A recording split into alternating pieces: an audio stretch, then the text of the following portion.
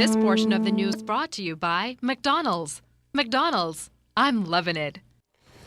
Those Cuban protesters in Florida say they are in it for the long haul, and they're drawing attention to what they're calling the plight of their natives being detained at the Carmichael Road Detention Center. Janine Ferguson traveled to Miami this weekend to catch it all. We return to the torch of Friendship Park on Biscayne Boulevard in Miami on day 3 of the hunger strike, where Jesus Gomez has already lost 5 pounds. He says he's not stopping until the Bahamas government agrees to have an open dialogue. Que ya me siento un poco débil, pero tengo que soportar porque quiero lograr mi objetivo. He's feeling a little weak, but he's going to resist. The Democracy Group has held peaceful protests for the past 4 days. They ran out in the water as cruise liners were leaving port headed for the Bahamas, with signs appealing to them to speak on their behalf to the government on the issues of alleged abuse at the detention center. The members also started a hunger strike and have reportedly told bystanders to temporarily boycott the Bahamas. Importantes que se están uniendo a la huelga de hambre para apoyarme, de dar un mensaje. There's a negative impact on the Bahamas if this happens, but at the same time he feels that there is no other recourse for the Bahamian government to listen to him. We were shown letters believed to be written to high-ranking U.S. officials for the government to follow international standards in detaining persons at the detention center. The government has maintained that the Bahamas does not condone abuse, and all of these allegations are senseless. To find a solution, a permanent solution to the immigration problem, especially in the case of the Cubans, but also the Haitians and other people, so that the Bahamas doesn't feel trapped in this dilemma. Democracy Movement members say that their friends and families from all over the U.S. and supporters have joined in the protests, holding similar ones in their communities. They even say that those detainees at the detention center in New Providence are also participating in a hunger strike. We'll just have to wait and see how this all turns out. From Miami, Florida, I'm Janine Ferguson, ZNS Network News. Thanks, Janelle. Will Bahamians be allowed to gamble in local casinos anytime soon? Well, Gaming Minister Obi Wolshcombe says that won't happen, as government has no plans to amend the Lotteries and Gaming Act at this time. It was one of the issues addressed by the Constitutional Commission. However, in its report, the group said it was not a constitutional matter, placing it back in the hands of government. I think the whole question of Bahamians gambling is a question that requires further discussion in the Bahamas. Let's be real. If you open that can of worms right now, what you're likely to see is our Bahamians, large numbers, going to casinos, but unable to put food on the table. And you have to manage what you do when you're trying to build and when you're going to make changes. That eventually will come, in my view. Wolshcombe says government must now focus on modernizing the gaming sector, which includes education. We have to stop this knee-jerk reaction to everything we do. Every time new technology comes, we chase it when we haven't perfected the last bit of technology. You never perfect it. My way of operating is you look at something. Do we want to go there? Well, let's determine that we're going to do that 3, 4, 5 years down the road. Let's prepare for it. Let's begin the educational process. Let's ensure that Bahamians are understanding the importance of savings. Let's make sure that we know the pros and the cons of participating in gaming. We have to make sure we do this correctly. I think when we were just reacting and worrying about the criticism, that doesn't work. You're leaders. Leaders don't worry about criticism. Police are still investigating that gruesome murder that took place on Jackfish Road off Carmichael Road this past weekend.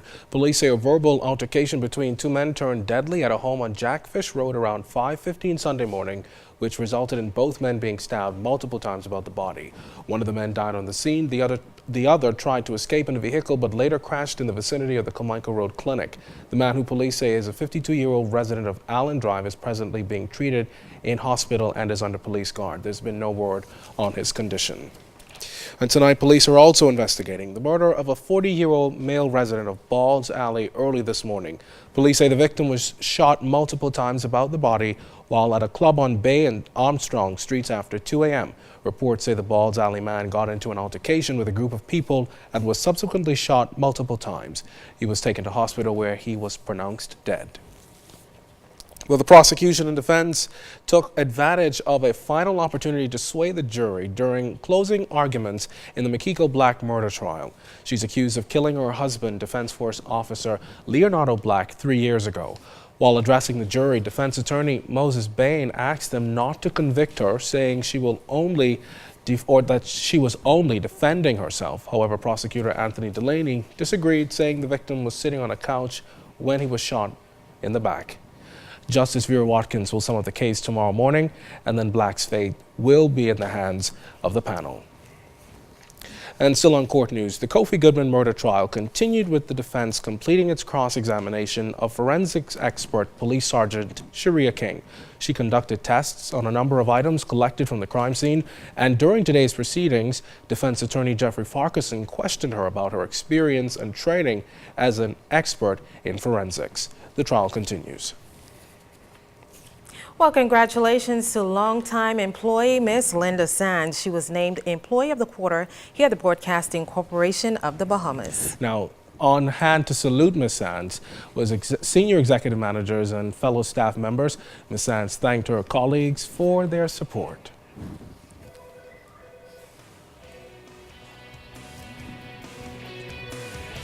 And still to come, the Minister of Tourism says numbers are on the rise in our #1 industry. And athletes hit the gym as they get ready for international competition. You're watching The Bahamas Tonight. This portion of the news was brought to you by McDonald's. McDonald's, I'm loving it.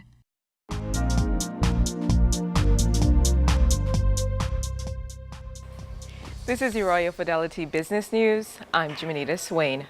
The Bahamas government has reached a consensus on which track it will pursue as regards to foreign account tax compliance. Financial Services Minister Ryan Pender was successful in convincing government and cabinet discussions to take the Model 1 intergovernmental agreement for FACTA.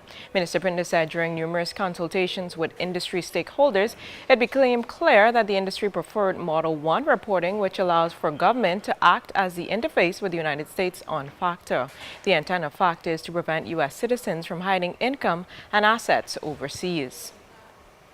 The Bahamas Chamber of Commerce and Employees Confederation is now a member of the International Chamber of Commerce. That membership allows members to gain access to officials at the heart of some of the world's most influential intergovernmental bodies, such as the G20 and the United Nations. Chairman I. Chester Cooper said this is a major accomplishment for their organization and members. Additionally, he said the Chamber strives to consistently represent Bahamian business worldwide and is fundamental to the advancement of the Bahamas as an arbitration center. And the Bahamas Petroleum Company announcing today that its 5 licenses held by the company have been renewed. The company said it was notified by the Ministry of the Environment. The new license term is for a further 3 years with the obligation to commence drilling and exploration well by 2015. The company expects to meet this obligation subject to financing via a farm-out agreement with an exploration well in the southern licenses expected in the second half of 2014. That was your Royal Fidelity Business News. I'm Jimenita Swain.